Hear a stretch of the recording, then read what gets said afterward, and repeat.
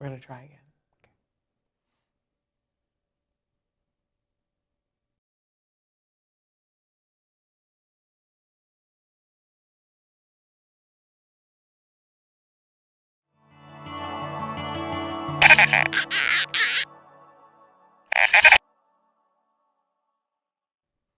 Good morning and welcome to Let's Talk All the Things. I'm Shannon Penrod and I'm here with my good friend Rachael Bird. Hello, everyone. I'm so excited to be here finally with you. We've talked about doing this for a long time. Yes. And I'm thrilled-o-matic to be here. Now, a couple of things that we want to tell on ourselves for. Don't you love the new set? It's amazing. Traven's been building and building and building. It's all green screen, you guys. The bookshelves are real, but it's all green screen, and I'm sort of loving that, and there's no way to reveal that to you right now, but it's all green screen. So it's super fun, and it took us forever to realize that we're sort of like in an office overlooking some sort of sports field. A ballpark. Because we're going to hit it out of the field. That's right. Yes. We're in a skybox. This is what Traven has said. Yes, We're in a skybox, which seems appropriate because I'm not at all about sports. Are you about sports? I like sports. I do. Okay. All right. I'm not. But we're overlooking it. I love a sports game. I don't watch it normally on TV, but I do follow a few teams, but I love going to games live. Really? I don't know this about I love you. it. Really? Oh, yeah. You have to kick and scream and drag me there. A foot-long hot dog, a good drink, a little nacho, Some people go for the sports, I go for the food. Okay. But I do like to follow the games. Really? Yeah. When I was a kid, my dad loved everything, every sport. And so, you could set your clock by, is it baseball season? Is it basketball season? Is it football season? And I loved my dad, but it was like you lost him to that. Right. So it's not my favorite. Right. But anyway, and it was one of my criteria that I could not be with a man who watched sports all weekend long. And so thankfully, I am not with a man that does that. But anyway. I'm not either. Well, there we go. So, and there it is. So anyway, we're excited. And we're going to talk all the things like we just sort of did. Yes. But I have to first start and say, also telling on us, that we filmed this last night. So this is pre-recorded, but I am watching live with you on Thursday morning. So you can be writing in, and I will be there to take any questions that you have, and I will ferry questions for Rachael when she can be there. I don't know if you have the opportunity. You probably don't have the opportunity to watch live, but I will be watching live. So it's the same as always. You can be writing in on Facebook and on YouTube and on Twitter and all the places, all the things, right? All the social media things. You can be writing in on all those places, and of course we'll podcast later on today for you to be watching it wherever you get your podcasts. Please feel free to download. So we're going to get to that. That just came up. That's just a reminder of our why. That's exactly right. So I just wanted to say though that we hope that you guys will participate, and there Traven is showing you the different places that you can be writing in live, the different places that you can be watching the show. So Rachael, let's take just a second to talk about why is this called Let's Talk All the Things. Well, when Shannon asked me about doing a show, she said, maybe once a month we'll do something. I'm a behind the camera person. I'm not an in front of the camera person. And I said, sure, that would be fun, hoping that she'd forget about it. Look at where I'm sitting. That didn't happen. That's right. And she said, what do you want to think? What should we talk about? And I said, I always say all the things. And I said, I think it should just be all the things. I don't want to pigeonhole us and just to talk about one thing I just want to talk about everything. It could be about autism. It could be about entertainment. It could be sports, food, crafts, anything. If you guys have suggestions of what you want to talk about or we want to hear from us, if we say something, you say, we need more of that. So we could talk about all the things. And I'm just going to, talk about some of the things about Rachael because I just adore her so much. But I've been telling you guys all week long, she is like Martha Stewart in a different dress. Except that I think that that's a little bit mean to you because, listen, I'm somebody who loves my Martha Stewart, but I think you do more things than Martha Stewart. Like if you need something, like there was my son was going to a party and I was like, oh, Rachael, he's going to this buffet thing and he has to do something that's from our culture or our ethnic background. He needs a Scottish thing. I knew if I called her, she would. And what did you tell me? Scotch eggs, gluten-free, dairy-free. Scotch eggs. And so I sent him that, and he Googled it, and then he was busy making Scotch eggs, and I think he's made them two more times. Did he like them that much? Loved Yay! them. Kobe loves them. My son Kobe loves them. Absolutely. And so, but it's that with all things. I remember one time he was going on a field trip, and I was like, I don't know what to pack him, because it's got to be able to, you have to throw it away at the end. It can't be kept, can't have an ice pack because of where they were going. And I was like, Rachel, what do I put in the whatever it is? Or if you say, oh, I need a T-shirt, or I need a gift to give somebody, and Rachel's like, I've got you. Wait, I have a funny story about that. Okay. I have a friend, Jen, and she, there are things that I've helped her learn in the kitchen. And one day she's like, I have a papaya. How would you even cut a papaya? We were FaceTiming, so I opened my refrigerator and I said, here, I'll show you. And she goes, how do you just have a random papaya in your refrigerator? And I said, well, because we eat papaya. She's like, but how did you have a random papaya? So I call it random. She calls it Martha Stewart. So, but you can also craft like nobody's business. You're always working on some craft. And I could say to you, okay, what are you working on right now? And there's always something that you're working on. You always have some project that's going on, and you know more things about more things, and she makes it fun. We all have a friend who knows a great deal, but it's punitive when you call them and ask them for something. You call Rachel and you get excited. And you're like, oh, what you could do is this, that, or the other. And so that's really delightful. And so when you said all the things, well, we should talk about all the things. And then you said we could call it all the things. And I don't think I got it the first time you said it. I was like, I don't get that. You said, let's think of some other titles. And I was like, okay, all the things. And then I started thinking, well, because, sometimes we'll find ourselves talking about this, and sometimes we'll find ourselves talking about that. And then I said, oh, you know what you say all the time? We should call it all the things. And you were like, yes.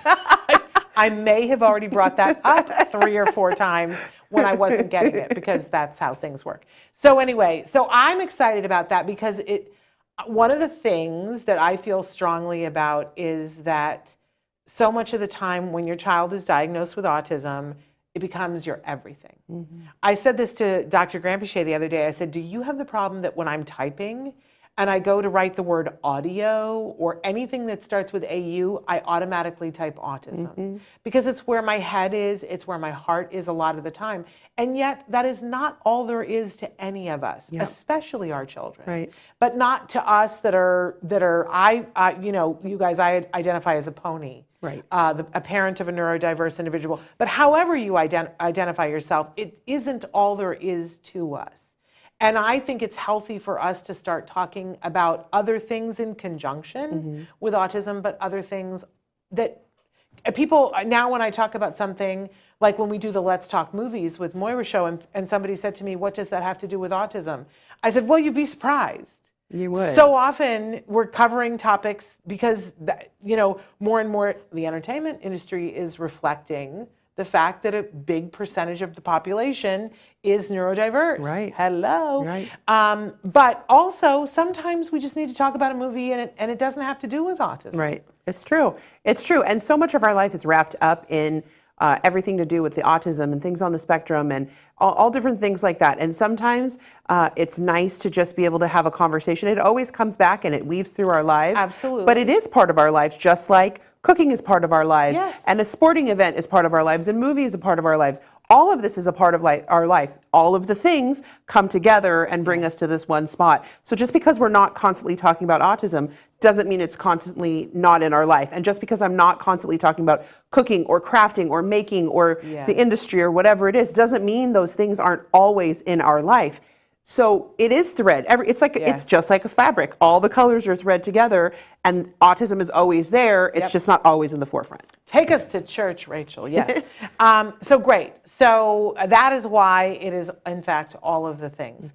Mm-hmm. But then I kind of want them to meet you, and we might have new viewers. So I'll say a little bit about myself, but I would love it if you would tell them what you would like to tell them right now, and more will be revealed as they get to know you. So for me, my name is Rachael Bird. I have a son who is 20 who is on the autism spectrum. One thing about me is I am a big Disney person, and most people won't recognize me right now because I don't have mini ears on, because this is pretty much how I live my life. All different colors. I have a lot. when people come and they see my collection. So for the remainder of the show, I'm going to wear some ears because this is who I am. So now, guys, hi, I'm Rachel. You guys know who I am. But I am a parent of an actor on the spectrum. Kobe is my only child. I'm an only child of an only child with an only child, which is so interesting. Yeah. Because I'm an only child, my friends like Shannon and other people in our life are my family. A lot of my friends are like my siblings because it is so important, and we have had to create a community. When Kobe was diagnosed at 4.5, I didn't have a community for years. I did pull him out of school and I had to homeschool him for a little while. And then we got him into an online computer program where he did eventually graduate. But until Kobe was about 12 years old, I didn't have an autism community. People say, well, didn't you do this and didn't you do that? I didn't have that background. It was just getting through day to day with him and really what we could do to kind of keep him in a good space and get language and OT and therapy and everything that we could do for him to just get through, sometimes minute by minute, sometimes day by day, sometimes hour by hour, and we all have had those moments. So that's a part of me. That's a huge part of me. So I do have a son on the spectrum. Kobe also is an actor, like I mentioned, and he actually just was a series regular on season 3 of Lock and Key on Netflix. So if you have a chance to watch that, I'm very proud of the work that he did. As you should be. Besides that, I also, I am a professional. I do, I craft, but I call myself a maker because crafting for me, I like to make things. I don't know what it is. I go, someone has a newborn and they love football. I'm going to go and I'm going to learn how to crochet a beanie that looks like a football. Right. So I like to find everything that I've done is all self-taught. I go on the internet and I find books, and how many of us have a Pinterest board that have 750 things? I haven't been on Pinterest in forever, really? But I have a board on Pinterest that I could project to the rest of my days. Yeah. I have so many things on there. I also have a lot of family in Hawaii. That's a huge passion for Kobe and I, is being in Hawaii. And I have a dog, Sally, whose birthday is tomorrow, or today. Yeah. Today. So Sally is 7 years old, and she's my son and she's just the best little pups in the world. And that's a little bit about me. At Disney, we go to Disney a lot. A lot of our vacations are Disneyland. A lot of our life is Disneyland. Oh, and I like to cook. Yes. Gluten-free and dairy-free. And you're a very good cook. And people can follow you. Yes, at Small Kitchen Big Flavor. It is on Instagram, so it's at Small Kitchen Big Flavor. There are small underscore, don't do that. I'm not underscored, I'm not hashtagged anything, I'm just Small Kitchen Big Flavor. Love it. And you'll see all kinds, and we're going to share something a little bit later about that. And if you watch the show at all, any of the shows on the Autism Network, you probably are sick and tired of hearing me, but I'm a pony. I'm a proud pony. My son was diagnosed with autism at the age of 2.5, and he's now in college, and that's an amazing thing. Brilliant. I don't know how we got here. It's like, pinch me, it's so good. But I met people along the way, and it's funny because I'm not somebody, I'm capable of being outgoing. I am, like, it's a little switch I can flick and I can do that, but I am a very social phobic introvert at heart. And I'm painfully shy to the point where my mother was worried for me and put me in theater classes because everybody at school, I didn't want to talk at school because I was so shy and I would never say anything to anybody. So, I don't make friends that easily in my life. Which is so funny because I'm sure everybody in your life goes, yes, you're not shy, you make all the friends, but people say the same thing about me, and it's... Yeah. And especially, there are people who will come up to me and they'll be like, okay, now we're going to be best friends. And to me, that's like, like, what are you going to want from me? And I have no time. I'm not available. Right. I don't know you. I literally start to panic. So it takes me a while to make friends, but there are some exceptions in my life. So I thought we should just talk a little bit about how we met. Yes. Do you want to tell your side of it? Sure. So I actually met Shannon for the very first time Kobe came on Autism Live when he was with a theater program with other kiddos on the spectrum, other individuals on the spectrum, and they were doing a show, and so Kobe came on, and I met Shannon quickly there. Hi, how are you? Nice to meet you. Oh, I have a son that's a lot like your son. We have some things in common. And then we happened to be at Autism Rocks at Universal, and my son was going to be performing, and I noticed that, I had seen Shannon, and I was like, oh, she has her son, I'll meet her son. And he's a little, I think he's a year younger than my son. And I noticed that Kobe was sitting with some other people that he was there to perform with. And I noticed Jem was just kind of standing there. I just kind of quickly met him. And I said, hey, Jem, would you like to sit over with Kobe? And he was kind of like, he wasn't sure, because of course, at that age, it's really hard. And Kobe was like, yeah, come sit with me. So I put a chair there, and I said to Kobe, make sure that Jem feels comfortable. So I came over to you and I said, hey, I just want to let you know, I brought a chair and made sure that Kobe would sit there. And Shannon looked at me and she said, and who do I write the check out to? Which just made me laugh. And I was like, oh, because we all want to be included. Yeah. Bottom line. If we're shy, if we're not shy, if we're on the spectrum, if we're not on the spectrum, neurodiverse, not diverse, all of the things. We just want to be included and accepted. Sometimes it's those things like, even if you're going to a party, or people are having a party and you can't go, and you just want the invitation. Something small like that, knowing that someone's going to put a chair there for you and say, you have a seat at the table. Yeah. Literally, they were sitting at a table. And so that's how Kobe and Jem met. And you were like, okay. And then during the show, this was in early May or mid-May, which my son's birthday is May 18th.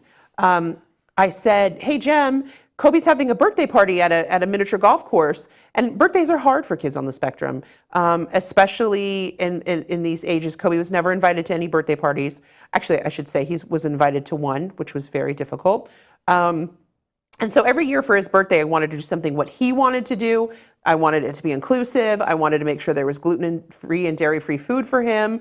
And so we did a miniature golf thing, because I thought that's something everybody can do. We had pizza and a cake, and we had everything. And I had said to Shannon, Jem, we're having a party. Would you like to come? And I was like, oh, sure, yeah, I'll come. I'll see you there. Yeah. And then I don't know what it was. Well, first of all, my side of it was I had to come to Autism Rocks to work. Right. And Jem was still at an age where we weren't leaving him home alone by himself. Mm-hmm. And I was still living far enough away that I didn't want to be over the hill and have him be alone. And I thought, well, maybe this will be good for him to go to. He wasn't thrilled about going with me. And, because who wants to stand there while their mom is working? And I usually put him to work and have him help, but that's not fun for him either at that age. And here were all these other kids his age, and he was sort of standing there like, I'm stuck here with my mom. And it made it hard for me because I needed to get my job done. There were so many times that I dragged him along with me. Judge me, but that's the truth. Well, we have to. That's what we had to do. But and I look back, and some of those experiences shaped who he was, because when they asked me to come and cover a panel for the Special Olympics, and he got to meet world leaders. Didn't they even, when we met at Autism Rocks, they put Jem in a T-shirt, and he got up and did like the ending song. He got up on stage and danced to the ending song, which was amazing. Yeah, it was like partially because you were so inclusive, and the kids just were like, oh, he's one of us now, and he had a great time. So when you said the birthday party, and I was like, because I don't know you, but I love you because you did this for my son.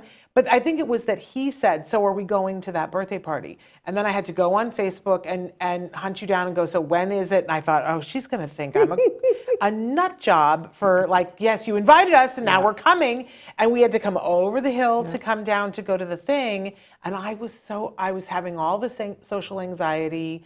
I didn't want to meet the other families. Right.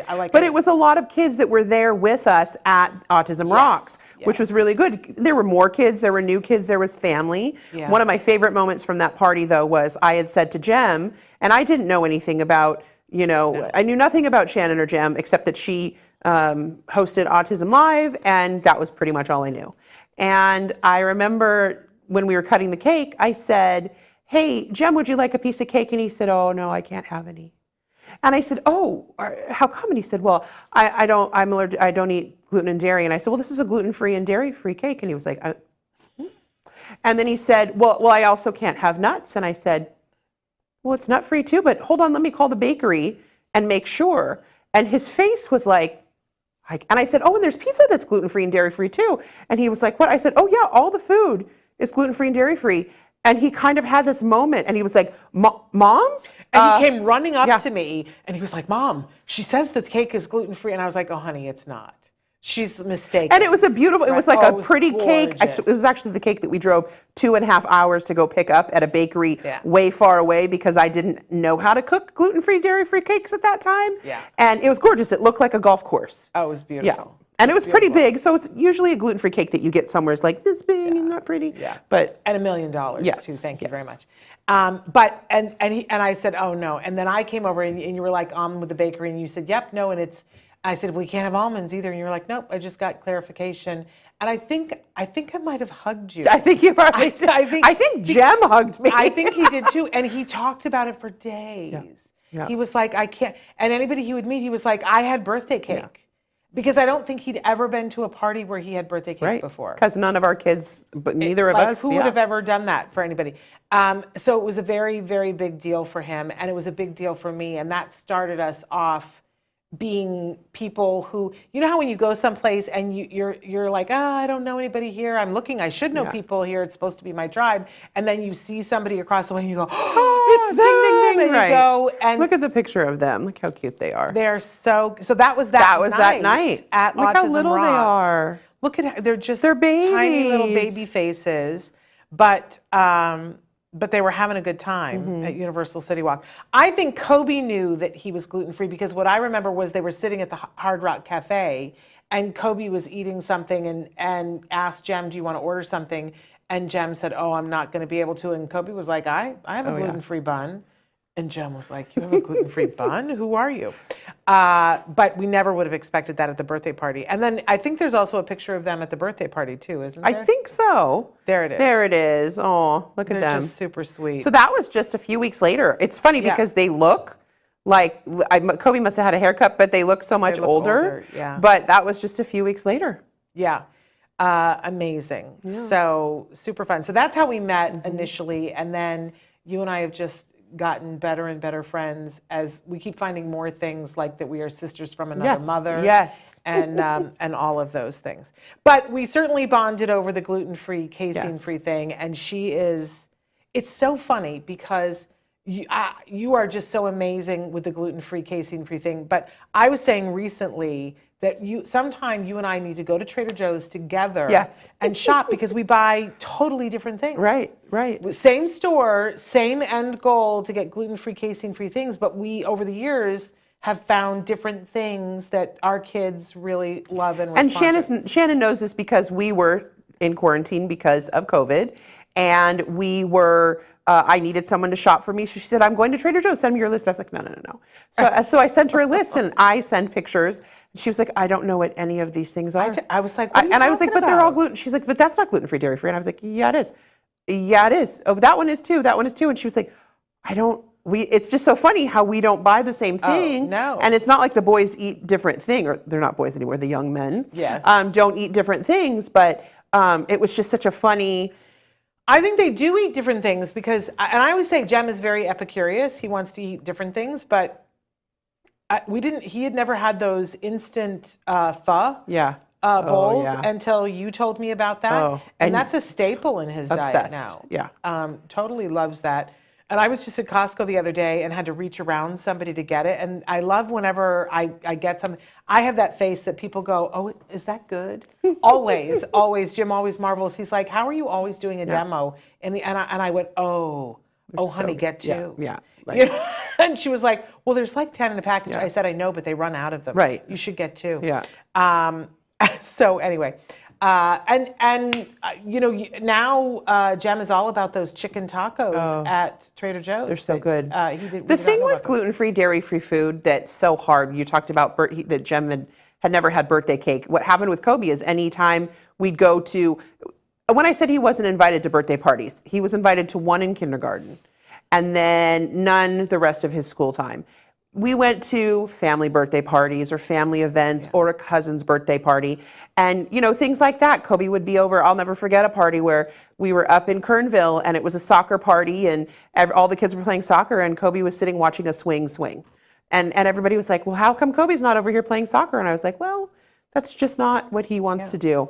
That's okay. And what I had to do was I would call the person for even the family parties or get-togethers or holidays and I would say, what are you having?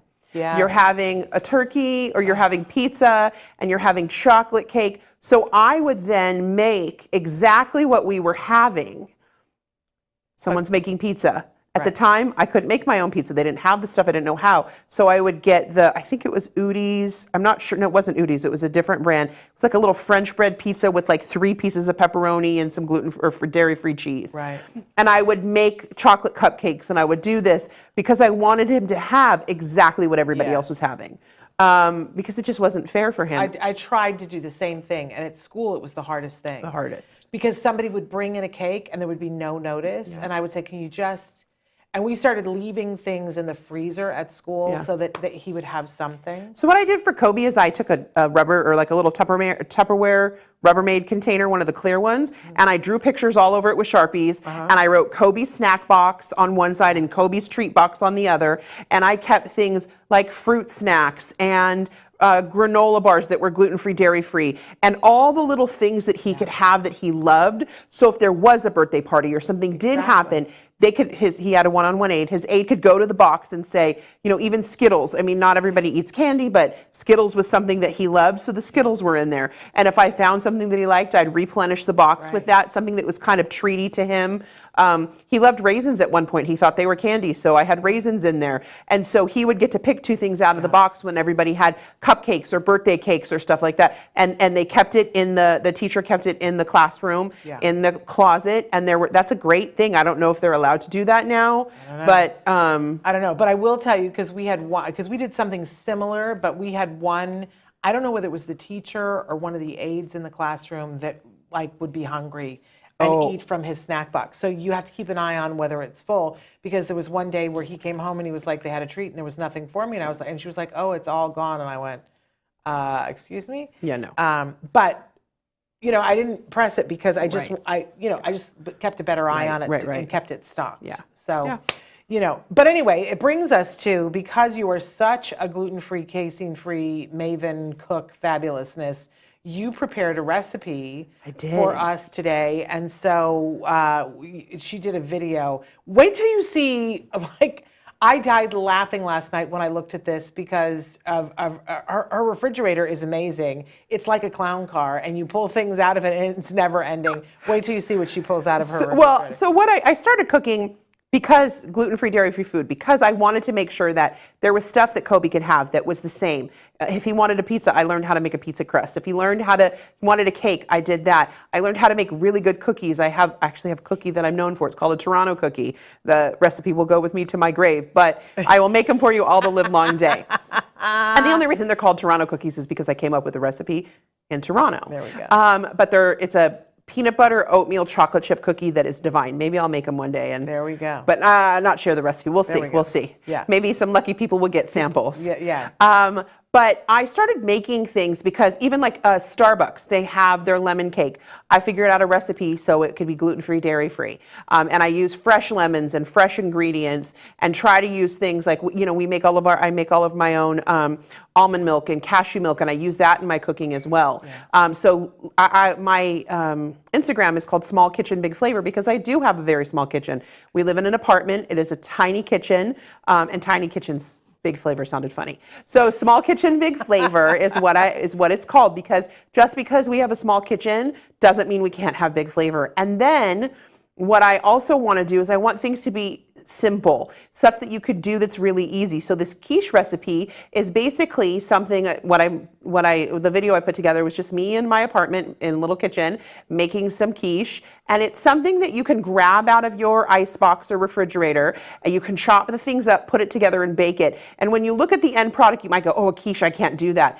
There's no measurements in this. It's throw what you want in. Now, do I have recipes like the Starbucks bread that takes a little bit more time? Yes. But I also like to do things like They have so many gluten-free, dairy-free things now in the grocery stores. I take a gluten-free cake mix and I just squeeze fresh lemon and rind a little bit of, put a little bit of the rind with a zester. That's all I add to it, and it kicks it up a notch. Yeah. If you have frosting, I add the same thing, the rind and the juice to that, mix that up, and frost the cake. It's Kobe's favorite thing. And sometimes you can throw some fresh blueberries in there, and you have a fresh blueberry lemon cake, and then people go, how did you, this isn't gluten-free, dairy-free. I like to have people that are like, I'm not gonna eat that, it's gluten-free, dairy-free. And then they eat it and they're like, oh, I would never know. That was my goal, and that's where Small Kitchen Big Flavor came from. What brand of cake mix is your favorite? So it really depends on the day, but Betty Crocker has a really good, they have a good gluten-free, dairy-free one, and I just try all of them actually. Yeah. And some of them, I'm gonna be honest, some of them can be dense and dry, and those are the ones that I add the lemon and blueberries to. Okay. Those, if I can tell as I'm mixing it, sometimes it's a little thick, I will throw in strawberries. Sometimes I'll do strawberries and add a little jam at the top. Okay. Different things like that. But next time I'll have some of my favorite brands. Okay. Bread. I love the King Arthur. Oh, okay. The King Arthur yellow cake, you have to order it like on Amazon because you can't get it in the stores. Yeah. They have the chocolate one, and my son doesn't eat chocolate, but they're vanilla King Arthur. Is it so good?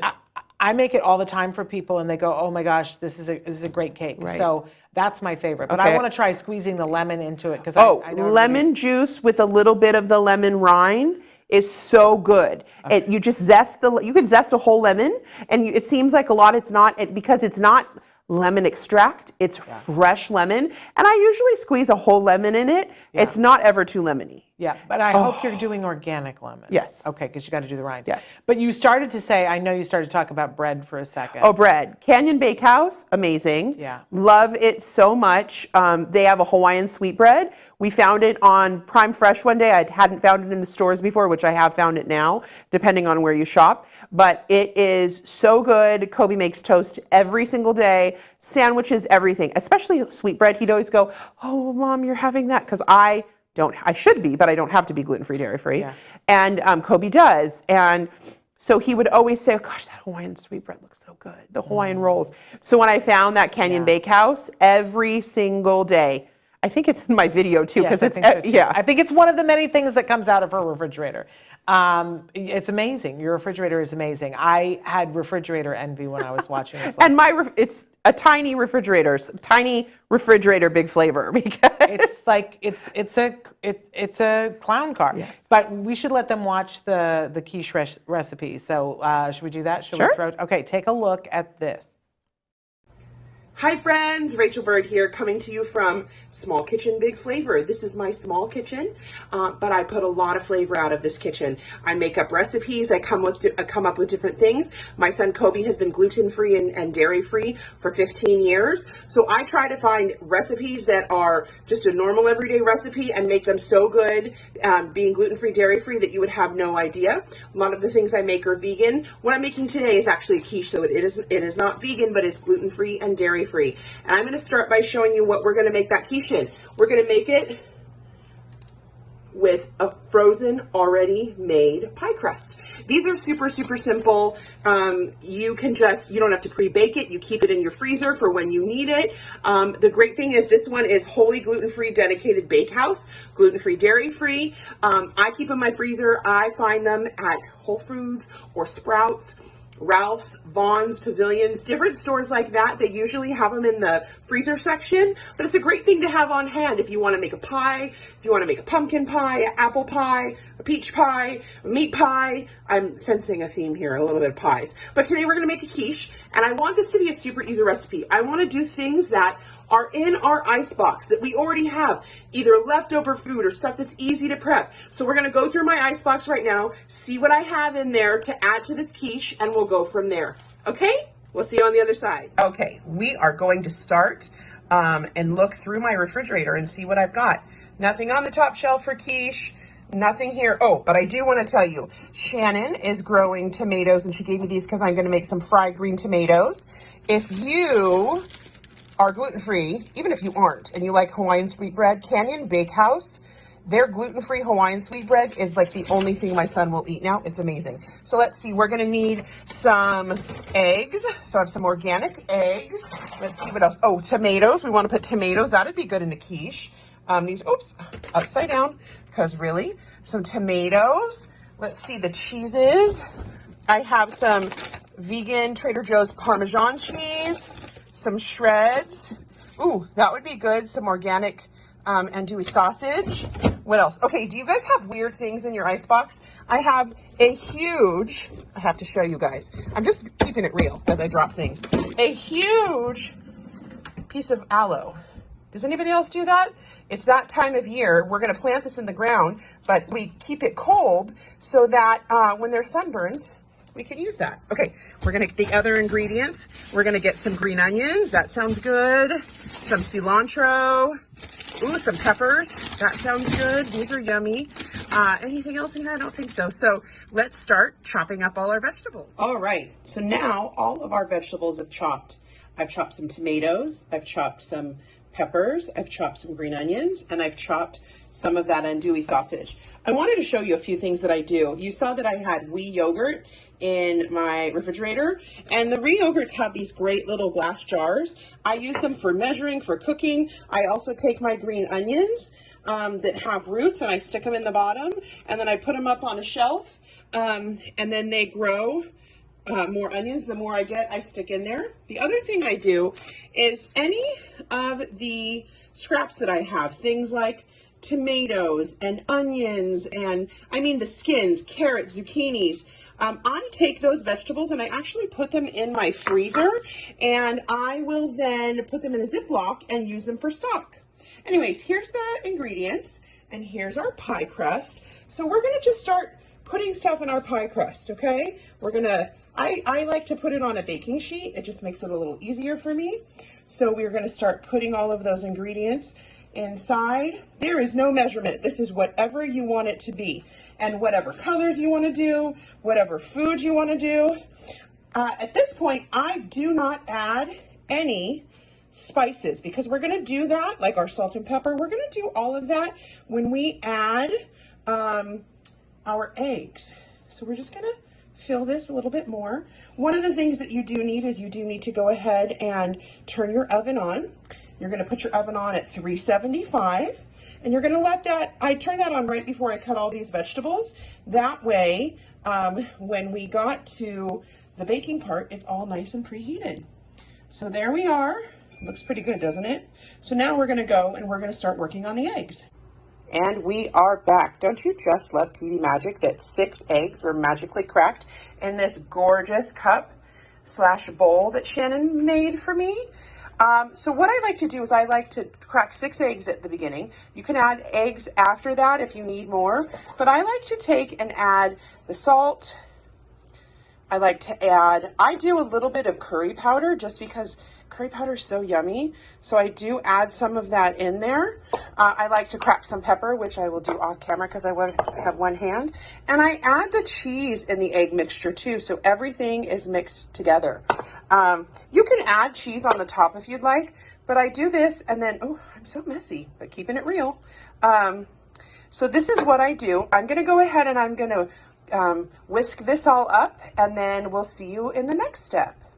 Okay, so we are back. We have our eggs mixed with the cracked pepper, the cheese, the salt, a little bit of curry and Parmesan and cheddar, whatever cheeses you want to add. And then I'm just going to pour this over. I like to pour it all the way as much as I can. Try to get in. Sometimes the cheese adds a little extra volume. So I'm looking at this and I still see that there's space in my pie crust. So I'm gonna actually take 2 more eggs and without any of the cheeses or anything, and I'm gonna whisk those together and put those on top. All right, those eggs came to exactly what I needed them to be. We go ahead and fill up that pie crust. And then I like to put some salt and pepper on the top. This is just pepper. I'm just gonna put some pepper on top here. Just a little added spice. And I also like to add some green onions to this. It just kind of adds a little texture to the top. And we are going to put this quiche in the oven for about 30 to 45 minutes. You're going to check on it if it's jiggly, it's not ready, but we're going to put that in the oven. First, remember when you turn on your oven, if you have any cookie sheets or pie tins or anything like that in your oven, because we know some of us keep them in there for storage, pull those out. I think some people on the East Coast store sweaters or pants. I've seen that before. Make sure all your stuff comes out of the oven. You're going to bake this, like I said, at 375 for about 30 to 45 minutes. Just when it's not jiggly. So we'll come on the other side and we'll see what happens. One of the reasons I like to do it on a cookie sheet is because sometimes you get a little leakage. That's the leakage right there. That'll just bake. It's not a problem. But that is why I like to put it on a cookie sheet. We'll see you in about 45 minutes, but TV magic, it'll be 2 seconds. Here's our finished quiche. I'm gonna cut a piece of it and I'll be back. I'll do a little taste test and let you know how it is. Okay, here we are. That's the quiche. Doesn't that look great? Let's do a little taste test. Remember, this is gluten-free, dairy-free. That just tastes like home. That vegan cheese that I use, the Violife cheddar, and I think I use the Trader Joe's Parmesan. They melt perfectly. The andouille sausage, it doesn't need to be cooked because it's already cooked, and you can just cut that up and put that in there. The tomatoes, the bell peppers, the green onions, the spices, just that little bit of curry. It's so, so good. I'm gonna go ahead and post this recipe on Small Kitchen Big Flavor on Instagram. There will be a picture and the full recipe will be on there. Thank you guys for joining me on my very first quiche recipe. I keep it real, even with stains on my shirt and a teeny tiny kitchen.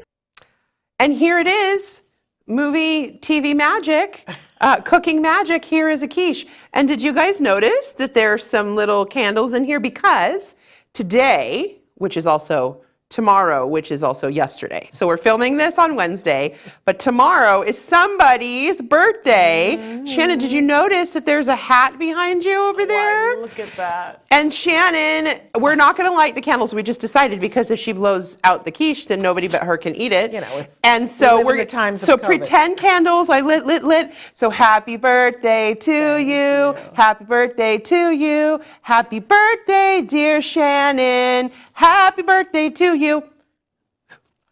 There we go. So happy birthday. Thank and you. the reason we did the happy birthday with the quiche, Shannon has a story. Well, I have been allergic to wheat most of my life. And so by the time I was 16 years old, I stopped eating certain things. Now, there were times in my life that I would try wheat again and whatever, but it is amazing to me in the world, and I'm saying this to all of you in case you have kids that are gluten-free or whatever, that even when Jem didn't have birthday cake, when I didn't know how to make a gluten-free birthday cake, we would make a cake out of watermelon and stack all these fruit. And you can look on my Facebook and see all these pictures of these amazing watermelon cakes and whatever. And we always lit candles and we always sang happy birthday because in my life, people think, well, because you can't eat cake, then we just won't sing happy birthday. And I get militant about it. I'm like, oh no. So the only reason why you're singing happy birthday is because you want a piece of cake? Right. And I always say to people, I have brought my own cake to work before and said, you know, you sing for everybody else, you're gonna sing for me, I'll bring my own cake to serve them. So I always say, like, you have to tell people what you need, and I always say to people, no, I expect you to sing anyway, so thank you. So this is why our quiche today has candles, and we sang because we wanted to make sure that Shannon got a proper happy birthday. Because it's not, for me, it's not about the cake, it's not even about blowing out the candles, it's about, you know, people sing to you. Yes. So thank you, that's happy so birthday. sweet, I appreciate that. Of course. That's a lovely thing. And I like the dunce cap, there we go. Look, I've got ears, you've got a birthday hat. That's exactly right. I think mine needs to be a little Yes. So, perfect. But I love this, and I love that we're starting to move into the time of year. I love when it's my birthday because that's a signal that everything starts to change to fall. And it's that time of year. You don't call it fall. What do you call it? I call it Falloween because you get fall, you get Halloween. It's a little bit of everything. It's kind of September. So for me, Disney. Disneyland decorates, and they started their Halloween 2 Saturdays ago or 2 Fridays ago. So that's a go for me. So they go from September to November 1st, and then they have about a week to take down those decorations, and they decorate for Christmas. So Christmas starts usually November, or the holiday season starts November 12th. Yeah. So that means I get to decorate November 12th. Yeah. So I follow Disneyland's rules. My house is not decorated yet, but I call it Falloween because sometimes I start out with, the pumpkins, and you've got the Halloween stuff, and then you've got some foliage and all the oranges and all that, the browns and all that stuff. Well, then when fall comes around, or when Thanksgiving comes around, I'm already decorated a little bit for the holidays because I'm a little bit of a fanatic, but I can pull down some of those skeletons and the jack-o'-lanterns, but the pumpkins can still stay out. And some people don't decorate as early for the holidays as I do, but then you've got Falloween. It's a little bit of everything. Yeah, and I think it's important. There are some of you who are probably like, oh, I'm busy. My kid or my kids, have autism, and we have all these things, and we're not decorating. And I would just say to you that here's the thing. Holidays are a little bit harder for our kids, because it's like we're trying to get them used to certain things, and they have all these sensory issues, and then a holiday comes around and we throw out all the rules for it. The first time that Jem was old enough to understand even the smallest amount about what Halloween was, he was nonverbal, and it was like this thing that was attacking him from all different levels. And I worried, how is he ever going to love Halloween? And somebody pointed out to me, you only get a certain number of Halloweens where they're young enough that everybody is accepting. Now, we can have the whole conversation. Oh yeah, Kobe was 6 feet tall at 12 years old. Yeah. And so at 10, he was really tall, and it was, this kid's too old to trick or treat, and he could barely say, I don't even think at 10 he was saying trick or treat. And what would happen is, about October 1st, I would start and I would have something for dinner. I'd say, trick or treat. What would you like? Trick or treat. And so we'd talk about that. Yeah. And then what would happen, the appropriateness of thank you. You put your bag out, thank you, and you get a candy and you walk away. There was one year, I think we did 2 houses. Yeah. Because it was too much. Yeah. But we would work on that. We would practice. We can go into more about Halloween.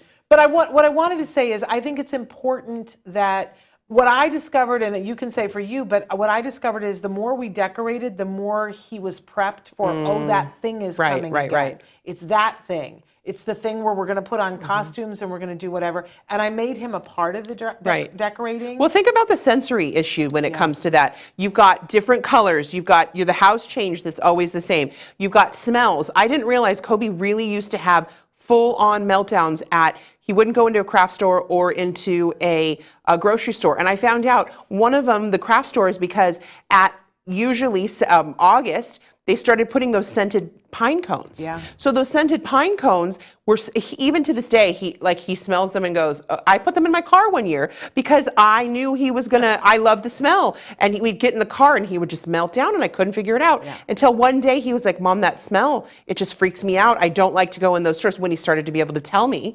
And he never went into grocery stores because it was way too cold. So it would be, August and 110 degrees out, and I had no choice but to take him to the store, and I'd have to put him in a parka. And I never understood why he always had, because it was the extremes. You've got the smells and the scents. So same thing. Music changes, the sensory, all of the we might not realize that affect them so much. But I think that some people go too far the other way and then go, so we're not putting a pumpkin, we're not doing, a leaf, we're not decorating at all. And I think that does a disservice to them too, because the rest of the world is giving them the onslaught. And I think there's a way to do it in a controlled way at home that makes it more joyous and brings you back to, this is a holiday and there are things to celebrate. Right. And I can celebrate them with my kiddo. And that's how you build traditions. Right. I know a lot of times around this time of year, people will write in and say, but is my kid ever going to want to, I had dreams of us decorating the Christmas tree, and that we would pull out the ornament and go, oh, this was Grandma's first ornament on her Christmas tree. And we'd have all these discussions. And Jem, when he was little, didn't want anything to do with that. And I despaired over it. But, we kept doing it, but in a very controlled way. I would put most of the ornaments up, but I would have a little bowl that had 5 ornaments in it that he would put up, and we would talk about the ornaments. He showed no recognition of understanding what we're saying. But now all these years later, because we did it every year, he does more of the decorating. And he says, is this the one that was on Grandma's tree?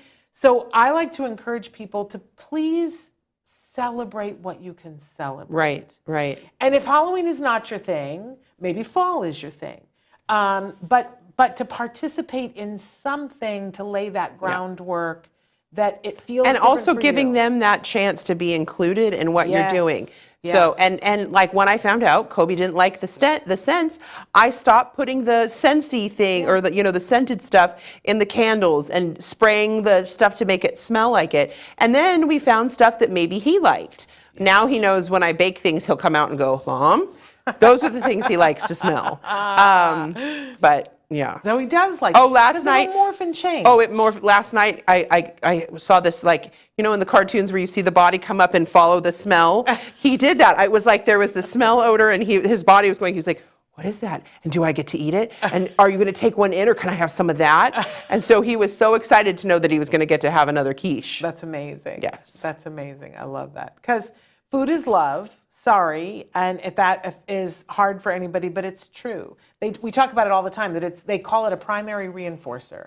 And so I think that we want to do things that make our kids feel that way. And you're really brilliant at that. Definitely check out that recipe and all of her other recipes that she has. Tell them where to go. Small Kitchen Big Flavor on Instagram. So it's at Small Kitchen Big Flavor. There we go. But in terms of Halloween, and then we're almost out of time here, but we're going to be doing this show once a month, about this time every month. And so we still will have a Halloween episode, but we're also going to be talking about prepping things. So when we have the Halloween episode next month, we're also going to be talking about prepping ourselves and our home and our kids for the things that are coming around the corner, because you need a little bit of time. So is there anything that you can remember that you would prep at this time of year for Kobe, because you just talked about the saying trick or treat at the table? Anything else? Yeah, that was a big thing that we did, was the trick or treat. I would start literally the 1st of October, and we'd work on it, and we'd work on the thank you. And it morphed through the years as he kind of had more ability to go. It was just walking up to a door. Yeah. And I would say, thank you so much. And then, it was what he could do at that time.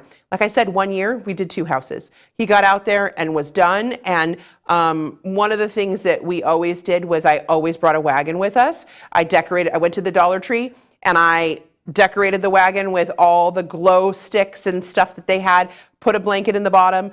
I put a pillowcase in the bottom of the wagon as well, because the candy gets really heavy. And he usually had one, the little small pumpkin. He would have the pumpkin, and I would take that. I would pour the candy out into the pillowcase. So he just had that. And kind of a funny thing, as people would see and go, "Oh, honey, you don't have any candy." So they would give him more. So we'd end up with all of this candy, which one of the things that you can do with candy is you can donate it to the fire stations in your community. Yeah. We learned that. But, things like that. Don't give them all the candy. No.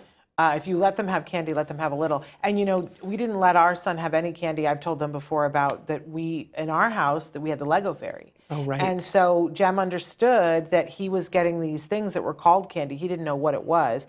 And before you judge me, everybody in my family is diabetic. The doctor had said that before he ever had a diagnosis of autism.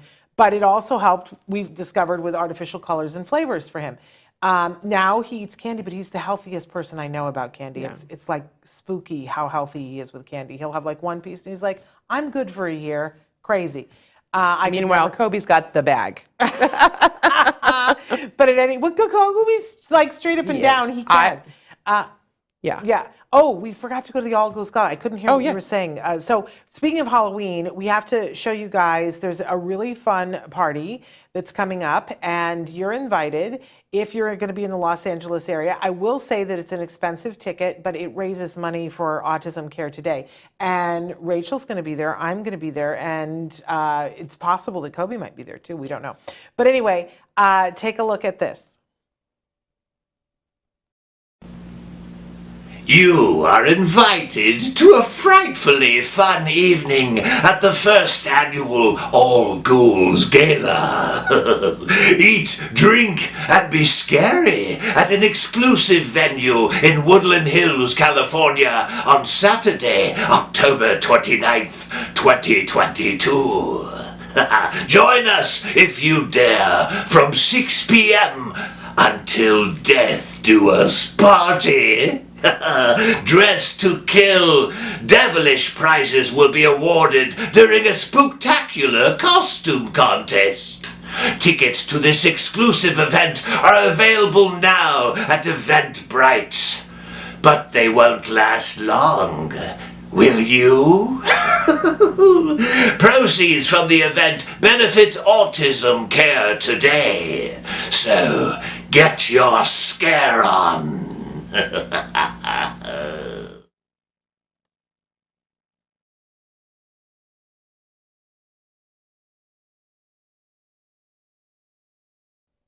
Welcome back. That should help you to get your scare on. So we're here at the end of our first ever Let's Talk All the Things.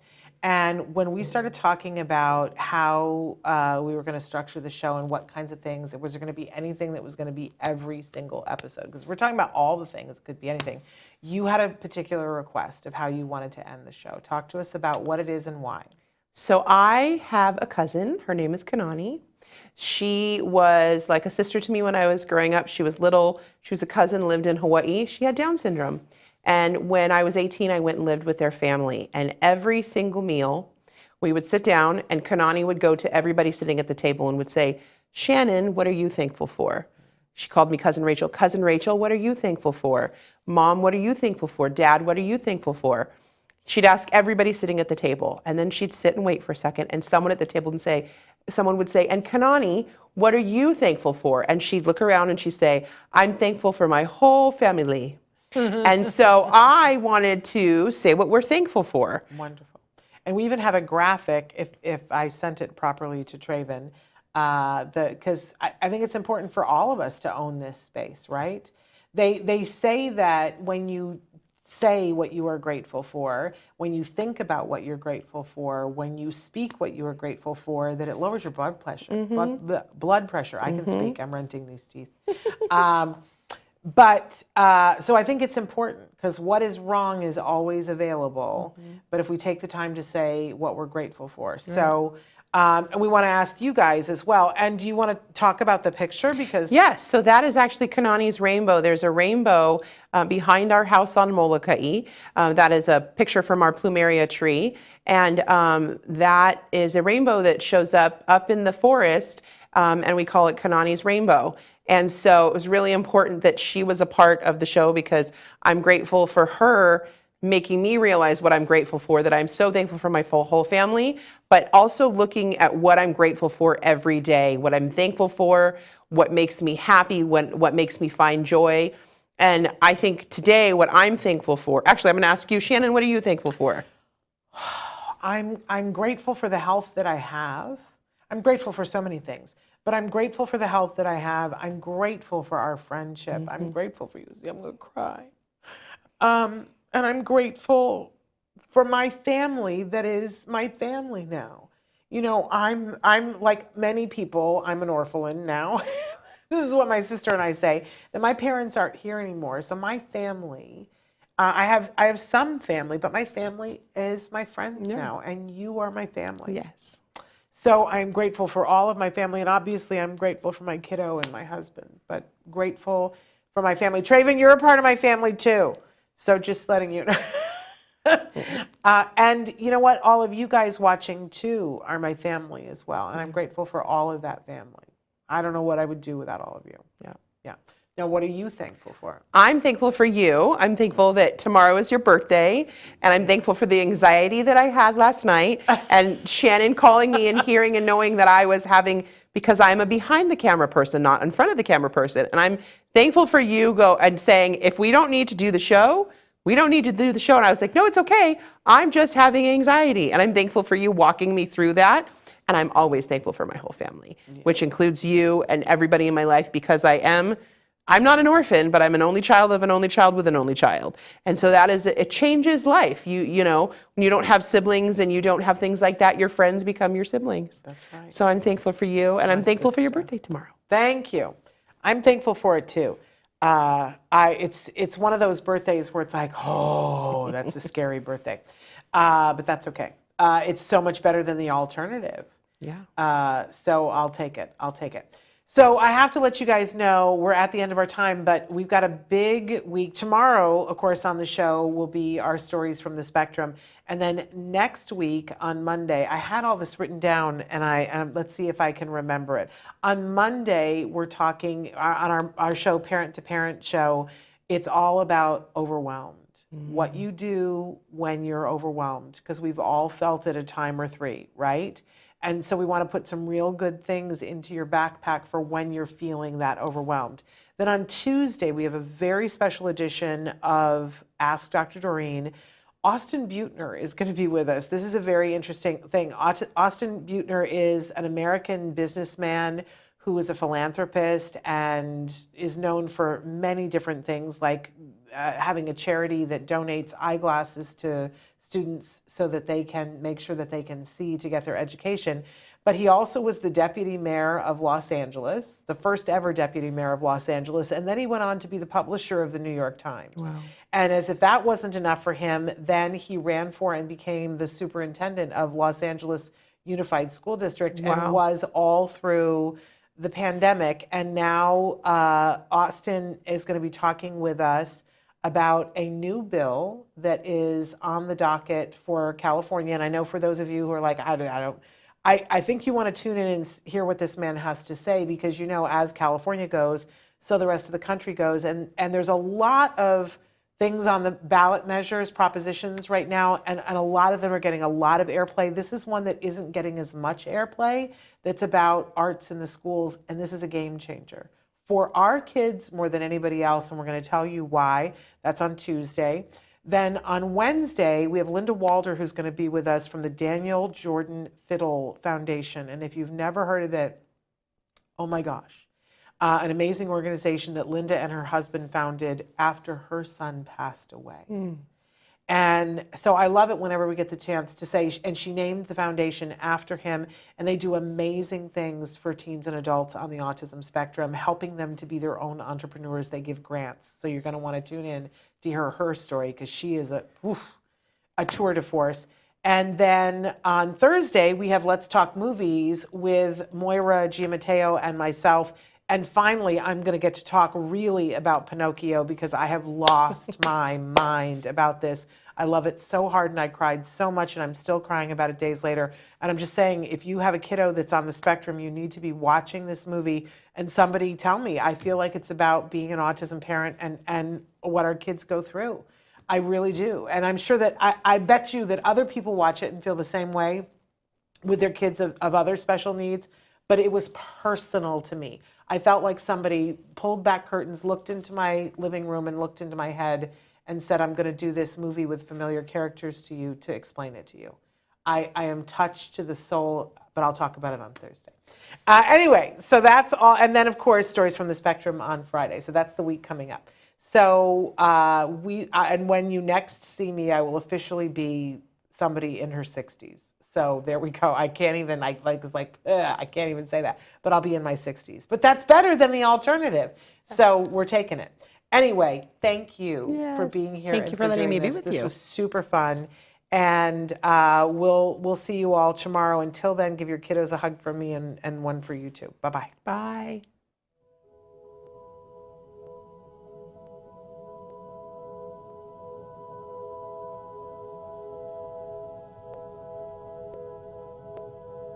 If you found anything helpful in this video, please give us a like. In fact, make sure that you smash that subscribe button on YouTube and give us a like on Facebook. You can also follow us on Twitter and on Instagram for important updates. And please download our free podcast wherever you get your podcasts. Thank you so much. See you next time.